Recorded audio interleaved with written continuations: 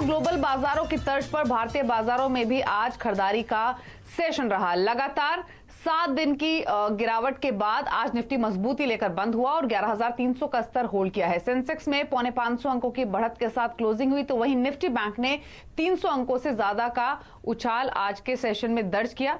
आज के सेशन में हमने देखा था कि स्पेसिफिक पॉकेट्स थे जो काफी स्ट्रांग परफॉर्म कर रही थी, जैसे कि फार्मा और मेटल्स, वहां स्ट्रांग बाइंग आज के सेशन में देखने को मिली है। और अगर की स्टॉक्स देखेंगे जहां पर अच्छी तेजी आज के सेशन में बनी है, तो लीड करते हुए मेटल स्टॉक्स, क्योंकि वेदांता टॉप गेनर था 8% की तेजी के साथ। इसके अलावा हिंडाल्को में 7% की मजबूती थी। टाटा स्टील भी 7% के उछाल के साथ बंद हुआ है। हालांकि पिछले दिनों या फिर पिछले कुछ सेशंस में मेटल स्टॉक्स की पिटाई भी काफी हुई है। इसके अलावा अगर फार्मा को देखेंगे तो सन फार्मा 7% बढ़कर बंद हुआ आज के सेशन में। सिप्ला में 5.5% का मूव रहा। डॉक्टर रेड्डीज ये भी 5.5% के उछाल के साथ आज हुआ है क्लोज। तो ये रुझान था। इनफैक्ट आज निफ्टी के सिर्फ 2 स्टॉक्स है जो कि लाल निशान में बंद हुए हैं, एक आईटीसी और दूसरा यस बैंक, और इन दोनों में आधा % का फॉल रहा। लेकिन कल के लिए अब संकेत क्या है, ट्रिगर्स क्या है, सबसे पहले ये जान लेते हैं। आशीष वर्मा हमारे साथ मौजूद है, साथ ही जूजित फाइनेंशियल सर्विसेज से गौरांग शाह भी हैं। बाद में गौरांग का भी व्यू लेंगे मार्केट्स पर, लेकिन पहले आशीष के पास चलते हैं। आशीष बताइए क्या संकेत है कल के लिए?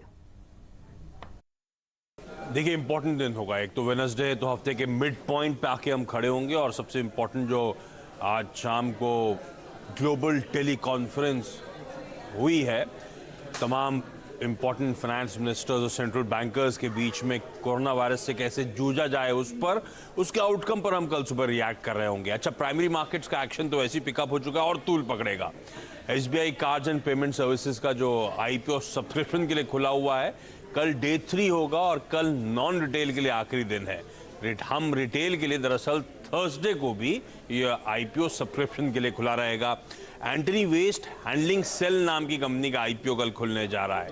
6 मार्च तक, फ्राइडे तक ये आईपीओ खुला रहेगा। 295 से 300 रुपीस का प्राइस बैंड, और कुल मिलाकर आईपीओ से 206 करोड़ रुपए जुटाने की योजना। ओएनजीसी की इंपॉर्टेंट बोर्ड मीटिंग है। इस कंपनी का बोर्ड इंटरिम डिविडेंड पर विचार करने वाला है। ट्रेड टू ट्रेड में कई सारे स्टॉक्स जाने वाले हैं, लेकिन सबसे प्रोमिनेंट 2 नाम हैं, एफिल इंडिया और एवेन्यू सुपरमार्ट। ये दोनों कल से ट्रेड टू ट्रेड के स्टॉक नजर आएंगे आपको। टाटा केमिकल्स में कल एक्स कंज्यूमर धंधे के ट्रेड होगा, तो एडजस्टमेंट नजर आएगा। अब इस कंपनी का जो कंज्यूमर धंधा है, उसमें फूड प्रोडक्ट्स की सोर्सिंग, पैकेजिंग और बेचने का काम होता है।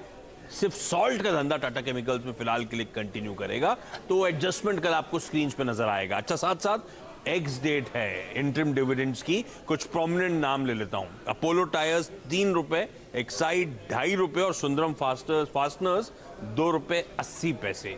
ये एडजस्टमेंट्स आपको कल स्क्रीन पे नजर आएंगे। शुक्रिया आशीष आपका ये डिटेल्स बताने के लिए। तो कल कुछ स्टॉक स्पेसिफिक इवेंट्स तो हैं ही, कुछ एडजस्टमेंट्स हैं कॉर्पोरेट एक्शन का, तो उसका इंपैक्ट दिखेगा। लेकिन अब एक्सपर्ट के पास चलते हैं। जूजित फाइनेंशियल सर्विसेज के गौरांग शाह हमारे साथ बने हुए हैं। गौरांग जी, पैनिक की स्थिति तो है मार्केट में, लेकिन आज जो बाउंस बैक दिखा है वो कितना सस्टेनेबल लग रहा है और क्या व्यू है अभी? बहुत बहुत धन्यवाद दीपाली जी, और आप सभी को शुभ संध्या हमारे तरफ से। तो जिस प्रकार से 3000 से ज्यादा लोगों ने जान गंवाई है और करीबन मेरे ख्याल से 90,000 लोग इससे प्रभावित हुए हैं कोरोना वायरस से, और कल खास करके अगर आप देखने जाए कल के दिन में, तो हमने एक समय पर करीबन 700 पॉइंट के आसपास की बढ़त देखी थी सेंसेक्स में, और फिर दोपहर बाद एक खबर आई कि तेलंगाना में एक व्यक्ति, दिल्ली में एक व्यक्ति कोरोना वायरस से प्रभावित हुआ है, और बाजार ने पूरी जो बढ़त थी गंवा दी, और करीबन 200 पॉइंट या उसके आसपास की हमने निचली स्तर देखा। तो ये जो दुर्भाग्यपूर्ण 2 व्यक्तियों को कोरोना इन्फेक्टेड हुआ था, वो विदेश से आए थे। मेरे ख्याल से एक स्पेन या इटली से आया था और एक दुबई से आए थे, और ये वहां से आए हुए लोग थे जिनको ये कोरोना वायरस की चपेट में आए थे। आज जिस तरीके से बाजार में बढ़त को संभाले रखा, लेकिन एक बात भी कहना चाहूंगा दीपाली जी के काफी उतार चढ़ाव था आज भी, लेकिन हमने करीबन 480 पॉइंट की बढ़त दी सेंसेक्स पर, 160-70 पॉइंट के आसपास निफ्टी में बढ़त दी। तो अब ये जो बाजार है, जो घबराहट का शब्द आपने इस्तेमाल किया है, वो मेरे ख्याल से घबराहट नहीं लेकिन चिंता का कारण बिल्कुल बना रहेगा, और बाजार मेरे ख्याल से ज्यादातर खबरों के आधार पर चलेगा, न कि बुनियादी आधार पर। और खबरें जिस प्रकार से आएगी उसी तरीके से आपको चाल आती हुई दिखेगी। लेकिन ये सब के बावजूद मैं फिर से दरखास्त करूंगा, मैंने कल भी जताया था आप ही के चैनल पर कि गिरावट लंबी अवधि की खरीदारी निवेश करने के लिए बहुत बड़ा मौका होता है।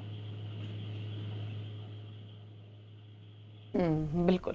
तो गिरावट है खरीदारी का मौका, और जब माहौल ऐसा हो तो हर कोई ये जानना चाहता है कि अपने निवेश को लेकर रणनीति क्या रखनी है, खरीदारी करनी है तो किन स्टॉक्स में करनी है, और एग्जिस्टिंग इन्वेस्टमेंट्स को लेकर क्या स्ट्रैटेजी होनी चाहिए। तो चलिए बिना समय गवाए सीधे यहां से रुक कर लेते हैं स्टॉक फटाफट का।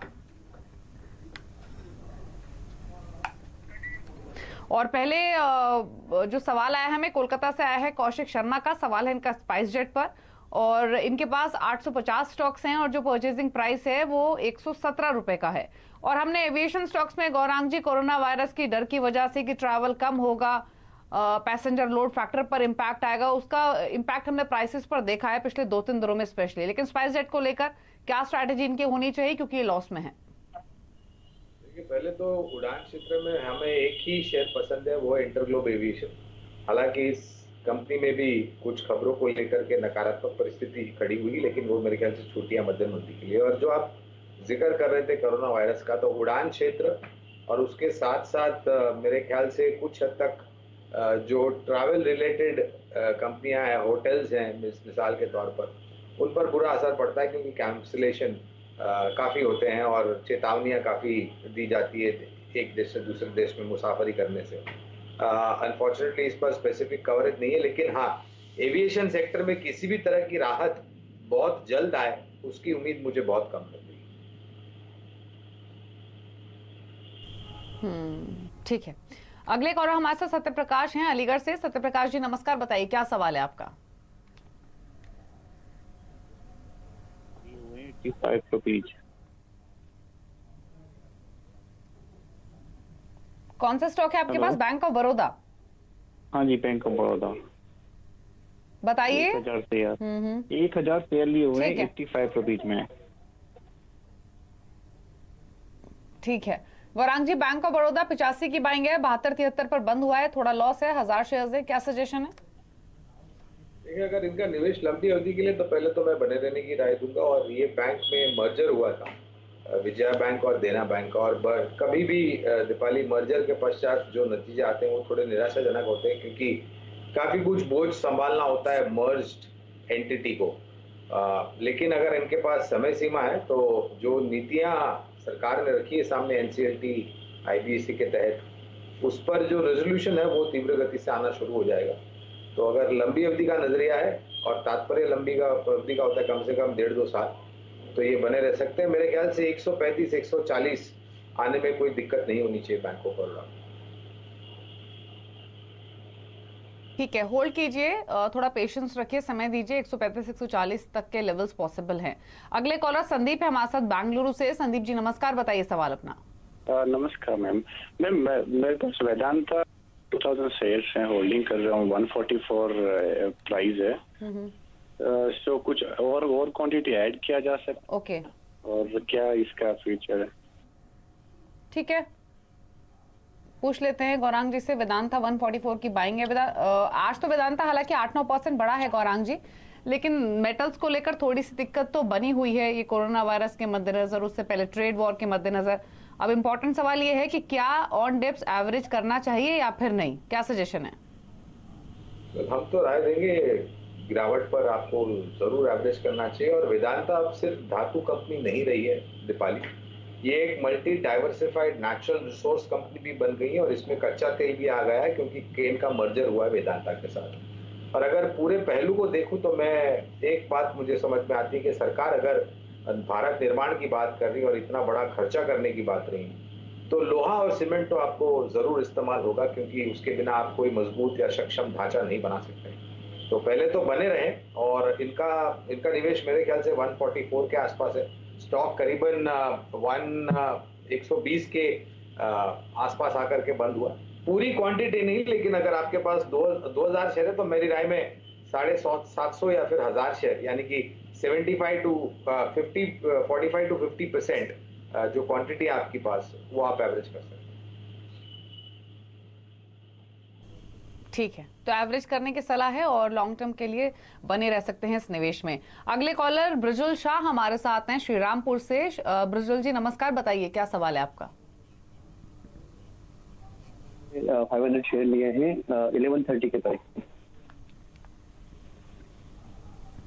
1130 है आपका ग्रैन्यूल्स में परचेजिंग प्राइस। कौन सा स्टॉक बताया आपने? Ma'am Balkrishna industry purchase price जो है मेरा 1130 है। अच्छा 1130 बालकृष्ण इंडस्ट्रीज, ठीक है। पूछ लेते हैं उस पर राय। बताइए गौरांग जी, बालकृष्ण इंडस्ट्रीज 1130 काफी ऊपर इन्होंने बाय किया है, इनफैक्ट 52 वीक हाइस के आसपास ही इन्होंने खरीदा है। 500 शेयर है, क्या करें अब?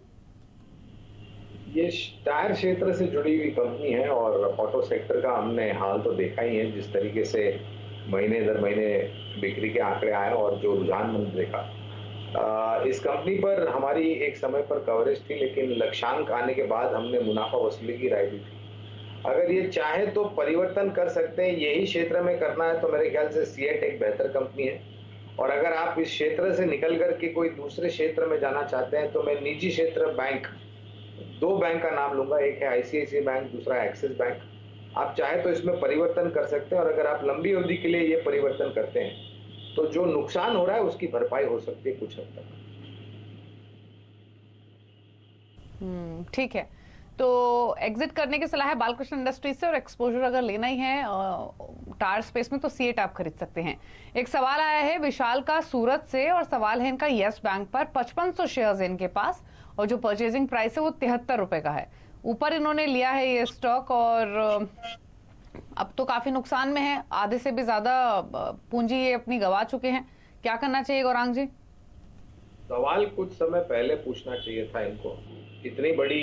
इतना बड़ा खामियाजा जब आपके निवेश करी गई पूंजी में होता है तो इससे उभरने को बहुत लंबा समय लगता है और नामुमकिन भी हो जाता है। और ये बैंक ने काफी बार कोशिश की है और खबरें भी काफी हैं।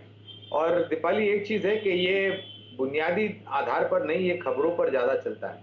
और जो रकम जुटाने की बात की थी और जो खबरें आई थी उस पर निर्णायक तरीके से कोई काम होता हुआ नजर नहीं आता है। मेरे ख्याल से इनको काफी जूझना पड़ेगा। हमारी तो उछाल पर बेचने की कवायद है।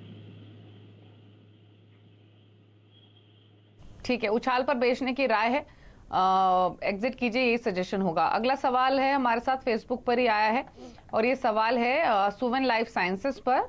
इनके पास 100 शेयर्स हैं और 35 रुपए की इनकी बाइंग है। स्टॉक 55 के आसपास आया है। इनफैक्ट जो डीमर्जर के बाद से इस स्टॉक में जो एक्शन है वो काफी स्ट्रांग रहा है। गौरांग जी, तो मुनाफा तो काफी अच्छा हो रहा है, प्रॉफिट्स ले लें या फिर होल्ड रखें? देखिए, हम निवेश करते हैं मुनाफा ही कमाने के लिए, और अगर आपके पास समय सीमा कम है और आपने छोटी या मध्यम अवधि के लिए निवेश किया है तो मेरी राय ये होगी कि मुनाफा समेट ले। और अगर फार्मा सेक्टर में ही निवेश करना है तो मेरा ये मानना है कि एलेम्बिक फार्मास्यूटिकल्स एक बेहतरीन कंपनी। ठीक है, तो सुवेन लाइफ साइंसेस से मुनाफा ले सकते हैं। नए निवेश के लिए एलेम्बिक फार्मा को आप चुन सकते हैं, यही सजेशन होगा। इसके अलावा अगले कॉलर हमारे साथ कामेश्वर प्रसाद है रांची से, और इनसे पूछ लेते हैं कौन कौन से स्टॉक्स हैं इनके पास। इनफैक्ट इनकी फोन लाइन कट गई है तो जो डिटेल्स इन्होंने दी वो बता देते हैं। हीरो मोटोकॉर्प 2440 की बाइंग है गौरांग जी, और आईटीसी में 315 की बाइंग है। तो दोनों में क्या करें, और आईटीसी स्पेशली क्या एवरेज करना चाहिए इन लेवल्स पर? आईटीसी में तो मैं बेझिझक इनको एवरेज करने की राय दूंगा, लेकिन थोड़ा समय लगेगा क्योंकि तंबाकू पदार्थ और सिगरेट कारोबार पर निर्भरता ज़्यादा है। यहाँ से उभरने को समय लगेगा। और हीरो मोटोकॉर्प में जो निवेश है, अगर ये दोनों ही निवेश लंबी अवधि का है तो बने रहें, और आईटीसी में ये चाहे तो और जोड़ सकते हैं।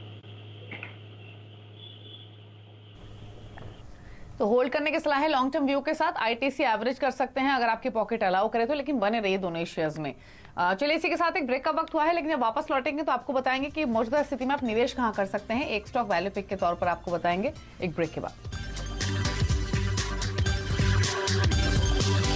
कल का बाजार और बात करेंगे मुहिम की। सीएनबीसी आवाज और नेशनल स्टॉक एक्सचेंज एक विशेष मुहिम इन्फॉर्म्ड इन्वेस्टर लेकर आए हैं, जिसका मकसद है निवेशकों के प्रति जागरूकता को बढ़ावा देना।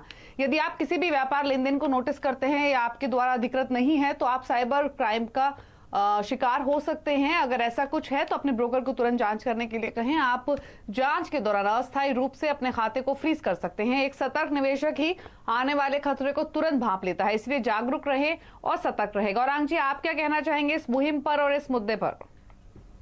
मेरे ख्याल से ये बहुत ही सकारात्मक सी मुहिम आप लोगों ने चलाई है और जागरूक निवेशक हमेशा सक्षम निवेशक होता है और जिस तरीके से हम हमारी पूंजी को संभालते हैं उसी तरीके से हम हमारे जो निवेश होते हैं, जो पूंजी हम निवेश करते हैं, उसको भी संभालना चाहिए। और मैं एक चीज और कहना चाहूंगा कि आजकल एक माहौल ऐसा चला है कि टिप्स SMS द्वारा या फिर लोगों के फोन आते हैं कि भाई आप रजिस्टर हो जाएं, हम आपको फलानी टिप देंगे, आप इतना कमाएंगे, उतना कमाएंगे।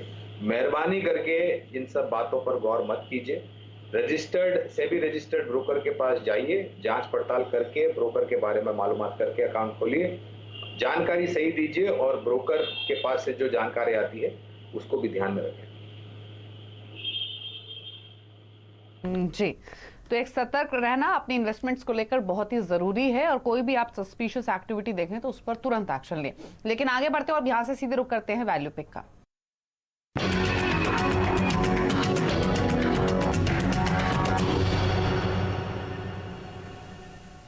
गौरांग जी बताइए आज की वैल्यू पिक क्या है? दीपाली जी, एक करेक्शन देखा, गहरा करेक्शन देखा और जैसे मैं प्रोग्राम के शुरुआत में एक राय दे रहा था कि ये एक बहुत बड़ा मौका है लंबी अवधि के नजरिए से निवेशक को निवेश करने के लिए, तो उसी लिहाज से वैल्यू पिक के रूप में लंबी अवधि के लिए हमने जीवन बीमा से जुड़ी हुई एक कंपनी जो कि बहुत ही शानदार परफॉर्मेंस दिया था, रुझान दिया था, ICICI प्रूडेंशियल लाइफ।